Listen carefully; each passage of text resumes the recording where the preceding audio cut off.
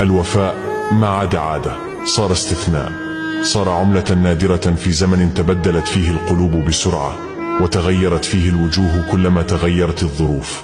الوفي لا ينتظر منك الكمال ولا يبحث عن مصلحة، هو الذي يبقى حين يغادر الجميع، ويصدقك حين يشك فيك العالم، هو الذي يحمي غيبتك ويحترم وجودك ويدعو لك في غيابك. الوفي لا يتغير عليك حتى لو تغير كل شيء، لأنه لا يحبك بما يحصل بل بما أنت عليه. قد لا يتكلم كثيرا لكنه يفعل ما يعجز عنه ألف وعد. وفي هذا الزمن الوفاء لا يطلب، هو يكتشف.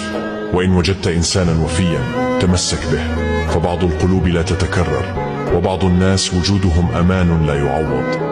والله إن الوفاء ما هو بكثرة الكلام، الوفاء أن تبقى حين لا أحد يراك، وتصدق حين لا أحد ينتظر منك شيئا.